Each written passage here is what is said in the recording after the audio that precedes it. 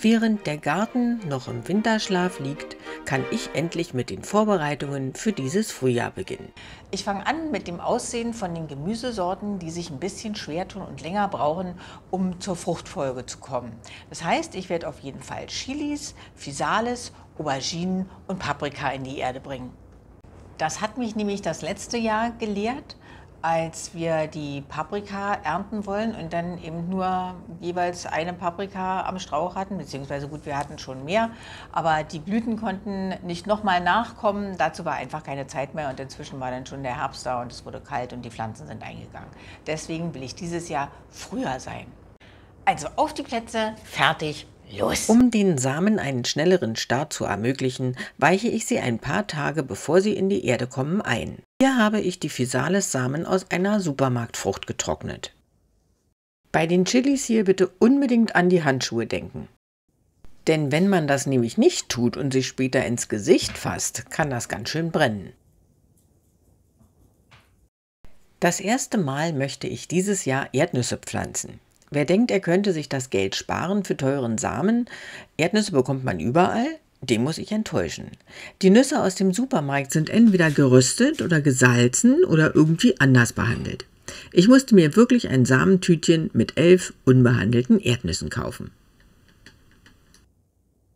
Weshalb meine eigentlich weiße Eier-Aubergine aus dem letzten Jahr gelb geworden ist, weiß ich auch nicht. Aber sie lag bis jetzt bei mir in der Küche herum und konnte etwas antrocknen. Jetzt bin ich natürlich gespannt, ob es gelbe oder weiße Auberginen dieses Jahr gibt.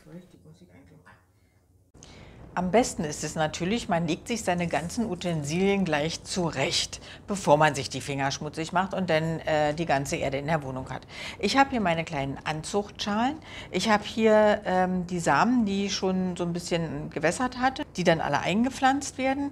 Mega gespannt bin ich auf die Erdnüsse. Die brauchen bloß 1 Zentimeter tief in die Erde.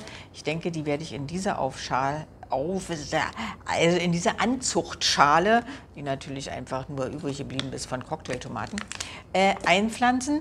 Erde muss natürlich hier sein und dann kann es losgehen.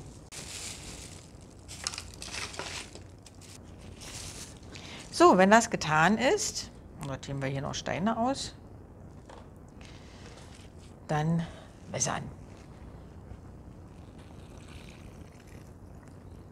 Man sieht, die Erde ist sehr, sehr trocken, sonst würde oben das Wasser nicht so stehen. Also warten wir erstmal, bis das so ein bisschen eingesogen ist.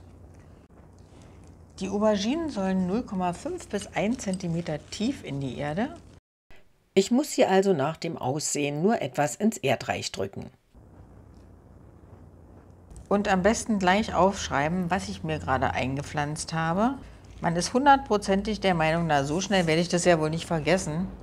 So, kaum stellt man dann den Träger aufs Fensterbrett, weiß man schon nicht mehr, habe ich den jetzt rechts rum oder links rum. Also es ist wirklich immer wichtig. Die Erdnüsse sollen 1 cm tief in die Erde und hierfür habe ich Kokosfasern genommen. So, ich drücke die jetzt so ein bisschen ran und dann kriegen sie noch eine Schicht oben rüber.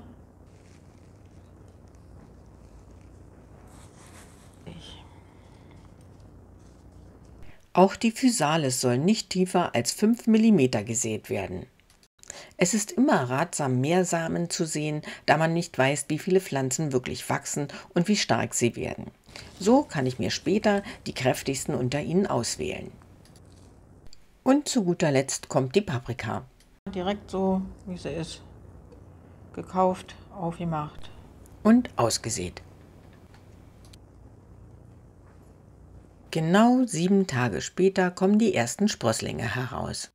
Die Pflanzschilder habe ich erst einmal improvisiert, damit sie unter den Anzuchtdeckel passen. Hierzu habe ich einfach Papier auf Zahnstocher geklebt und mit Tesafilm vor der Feuchtigkeit geschützt. Sobald der größte Teil der Pflänzchen aufgegangen ist, werden sie auf die Fensterbank unter die Pflanzenlampe umziehen.